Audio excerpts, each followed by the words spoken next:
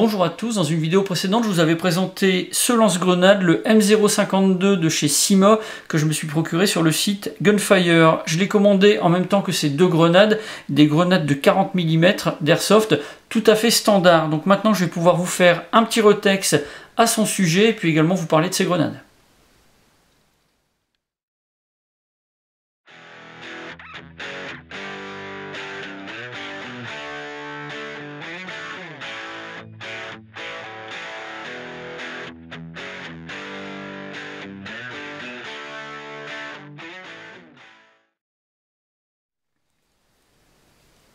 Concernant ce lance-grenade, je dois dire que je ne suis vraiment pas déçu de mon achat. Ça m'avait coûté un petit peu moins de 50 € et c'est vraiment très sympa à utiliser. Alors du point de vue du volume, c'est vraiment parfait, ça ne prend pas de place sur la tenue.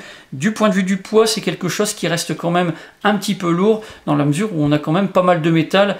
Pour la constitution, on a un objet qui est très résistant, qui se manipule facilement et puis qui peut permettre de sortir d'une situation un peu bloquée sur un terrain. Donc ça le rend vraiment extrêmement intéressant.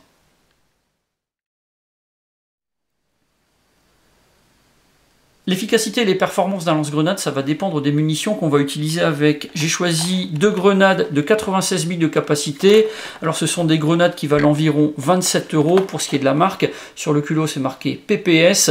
Et puis sur le numéro de référence, on a SHS. Donc là-dessus, pas trop d'indications. Moi, c'est une marque que je ne connaissais pas, mais c'est quelque chose qui reste efficace et qui s'utilise vraiment très simplement.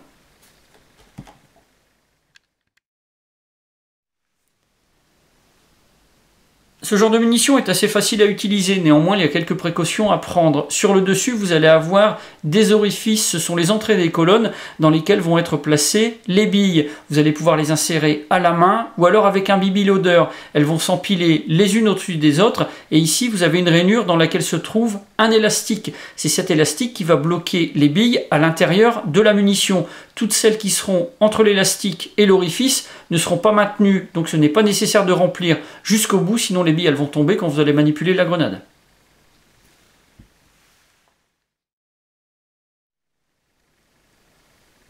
Une fois qu'on a rempli la grenade avec des billes, on va pouvoir charger en gaz. On a la valve d'alimentation qui se trouve juste sur le dessus. On va pouvoir utiliser une bouteille de gaz et on procède de la même manière que pour un chargeur de GBB. Une fois que c'est fait, une fois qu'on a les billes et le gaz à l'intérieur de la grenade, elle est opérationnelle. Donc là, attention, puisque si on enfonce le percuteur qui se trouve au milieu du culot, là on va déclencher le tir, même si la munition n'est pas placée à l'intérieur d'un lance-grenade.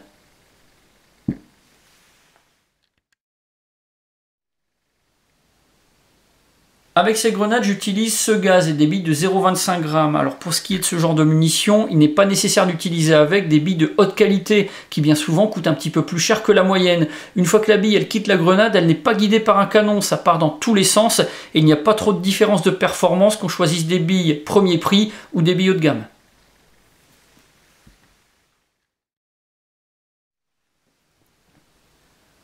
Pour ce qui est de l'utilisation de cette réplique, je n'ai pas encore d'image à vous montrer venant d'une partie. Néanmoins, voilà un petit essai que j'ai réalisé chez moi à environ 7 ou 8 mètres avec pour cible une couverture de survie de taille tout à fait standard. J'ai utilisé ce gaz, des billes de 0,25 g.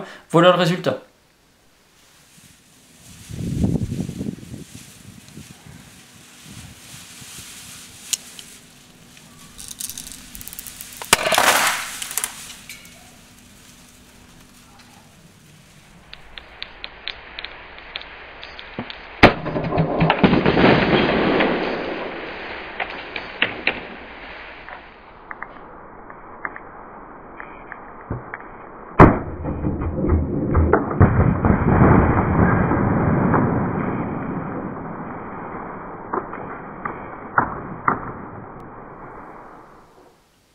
Voilà pour ce retex concernant ces grenades et ce lance-grenade, le M052 de chez Syma, qui viennent de chez Gunfire. Si vous avez des questions, c'est comme d'habitude, vous avez la partie commentaires et la boîte de réception, puis dans la description de la vidéo, je vous mets tous les liens qui pourront vous être utiles, ceux du site Gunfire, et puis également des fiches descriptives du lance-grenade et des grenades. J'en ai maintenant terminé, et je vous dis à bientôt pour d'autres vidéos.